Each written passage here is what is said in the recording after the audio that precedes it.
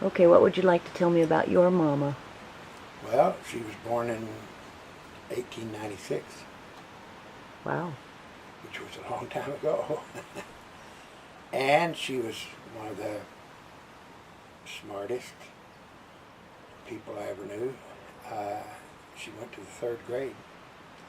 I taught her to read and write because she hadn't learned to read and write in school. I was 10 years old, my dad died, and she said, Jack, I've got to go to work and earn us a living, and you're going to have to help me. So I taught her to read and write. And she could write her name, but she couldn't read it. And then she went to work at a candy kitchen for 35 cents an hour. She walked 1.5 miles to the bus stop, rode 8 miles to town, worked all day, rode back, walked 1.5 miles back home. Wow. Winter and summer. Plus taking care of us. She was tough. See, I'll start back when she was born. She was born in a dirt floor cabin in England, Arkansas.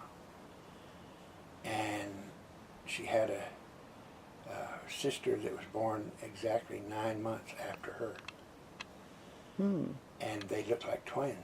And my mother's name was Melissa, and her sister's name was Minerva. And everybody thought they were twins. They were built alike, and they looked alike, and they kind of acted alike. Only Minerva cussed like a sailor.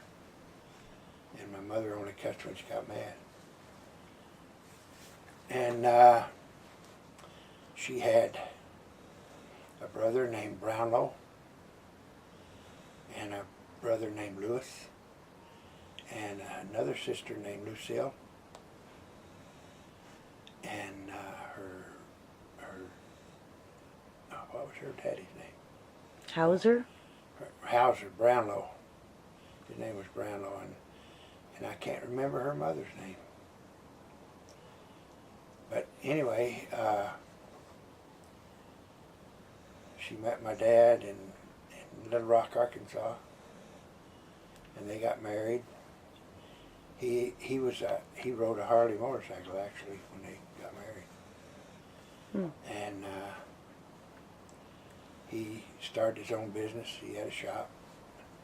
She had a peculiar way about her. She knew everybody, but you wouldn't know she knew anybody. She was a very plain country lady. But to give you some particulars, at one point they were digging a sewer line up the middle of our road because we weren't on the sewer line. And as they got to the houses, you had to dig a ditch from your house, from where your bathroom was in your house, out to the road, and then they would join onto it and hook you up to the sewer. Well, as they got up closer to the house, we weren't digging a hole. I don't remember how old I was, maybe 13 or something. And so the foreman of the crew came to the house and said, "Lady, you've got to dig this ditch out to the street so we can hook you up to the sewer, or we bypass you and you'll have to pay to get it hooked up later." She said, "Well, I don't have any money to pay, and my son's not going to dig that ditch. He's not old enough, and I can't dig it." And he said, "Well, then we'll have to pass you by." And she said, "Will you wait just a minute?" And he said, "Okay." And we happened to have a telephone then. It was a party line telephone, but you had to call an operator. So she picked up the phone and called the operator and said she wanted to be connected to the mayor's office. And they asked who she was, and she told them. And the next second, she was talking to the mayor. She said, "There's a man out here digging a sewer line up the road, and he wants me to dig a ditch out to the road to meet the sewer line, and I can't dig a ditch. What are you going to do about it?" And then she handed this man the telephone and said, "He wants to talk to you." And this man said, "Yes, sir, yes, sir, yes, sir, yes, sir," and handed the phone back to my mother and went out, shut down the ditch machine coming up the middle of the road, drove it down to our house, put it in our yard, and dug a ditch from our bathroom out to the road. And then went back to digging his own ditch. And I asked my mother, "Who'd you talk to?" And she said, "The mayor." And I said, "How do you know the mayor?" She said, "I used to change his shitty diapers. He better do what I tell him to do." and to know my mother, you'd never know she knew the mayor of the city. But he did do what she told him to do. Another time, what was we doing that time? Hang on, shut it a minute. No, go ahead. Okay.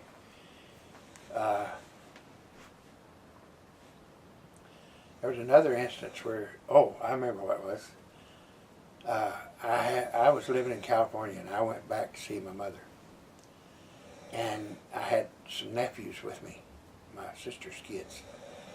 And there was a bunch of neighborhood kids, and it was the 4th of July, and I decided that we ought to have a fireworks show. And being in Texas, it's against the law to shoot fireworks. So I went over into Arkansas and bought fireworks and brought them over to shoot them at our house. And my mother said, "You know it's against the law." And I said, "I know, but I'm going to do it anyway." So I got it all set up, and we were waiting for dark. And while I was setting up to do all these fireworks, a car showed up in front of the house. Now this is a dirt road. This is no curbs and asphalt road. This is a dirt road, not a gravel road, a dirt road. Car pulled up in front of the house, and a man got out, and the car pulled away. The man went up and knocked on the door, and my mother came out and went back in the house and got 2 chairs and brought them out to our dirt driveway and set these chairs up and got a little table and a pitcher of lemonade, 2 glasses, and set them out there. And this man sat down in one chair and she sat down in the other one. And by then it had started getting dark, and I proceeded to start shooting fireworks. And I was shooting skyrockets way up into the air, and Roman candles and various things. And before long, here came a police car, and he pulled up in front of the house, and the officer got out and started to walk in the house, or walk toward me. And this gentleman that was sitting with my mother got up and walked over to the officer and spoke to him, and he went back and got his car and left. And we finished shooting fireworks, and my mother and him sat there and talked and drank lemonade. And then this car came, and he shook hands with my mother, and they laughed and talked, and he went out and got in the car and left. So I said, "Mama, who was that guy? Who was that guy that was sitting over there?" She says, "That was Chief of Police."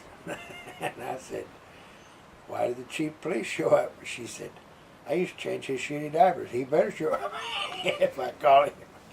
And so the chief had come out and watched our fireworks show so that we wouldn't have any problems with the police. But that's the type of woman my mother was. She knew everybody, but everybody didn't know she knew everybody. Another time, just to give you an example, I went fishing on Big Creek. While I was fishing, this pickup pulled up, and this enormous fat black lady got out of the truck, got out of the back of the truck. She wouldn't fit in the front of the truck. And the guys in the front of the truck came down and put a sheet out on the grass and put all her things in the middle of the sheet, and she sat down in the middle of the sheet and got a fishing pole. And the guys left, and she told me to bait her hook for her and do this and that and the other thing for her, and I did everything she told me.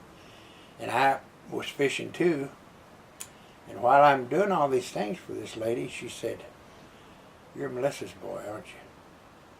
I said, "Yes, ma'am." And so we proceeded to fish.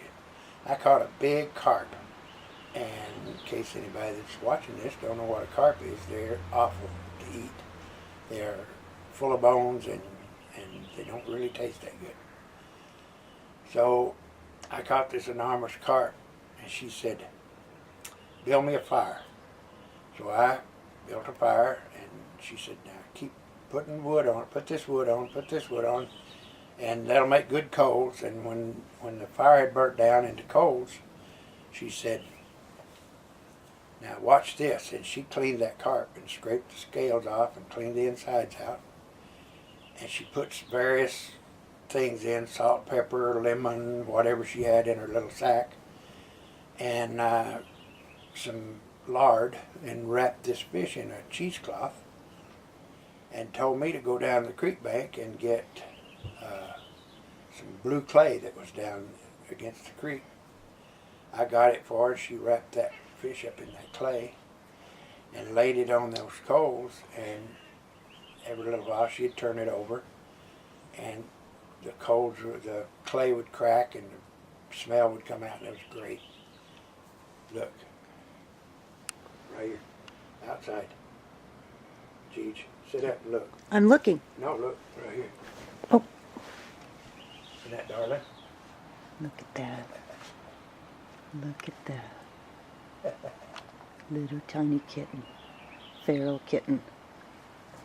Okay, interview got interrupted for the cutest thing on the planet. Look at that face. That's a darling Oh my right there. goodness. Yes, that's beautiful. Okay. let's go Anyway, back to- there you are, honey. Yeah, let me adjust we- you for a second. She told me to pick it up with a couple of sticks and bring it to her, and I did. And she cracked it open and took a knife and cut the cheesecloth and opened it up. And all the bones and everything fell to the side, and there was all this white meat in. And she sprinkled a little lemon and salt and pepper on it, and we proceeded to eat this fish. And it was excellent, tasted great, and there's no bones. And so we caught more fish, and we talked, and I said, I have to leave, I have to go home. And she said, when you get home, tell your mother that Rose taught you how to cook a carp. And I said, okay. So I went home and forgot about it. And in a little while I said, oh, Mama, when I was down fishing, this black lady, I met this black lady, and she told me to tell you that she taught you how to cook a carp. That she taught me how to cook a carp. And my mother said, yeah, she taught me how to cook a carp too. And another time, I was walking to a fishing hole with some boys, and this is in the South, and they didn't have much to do with black people, which I didn't agree with, but I did have to do with black people. And we passed an old Hard Times house back in the woods, and I said, I'm going to get a drink of water, and the other boys wouldn't come with me, so I went up to knocked on the porch, which is what you did in those days.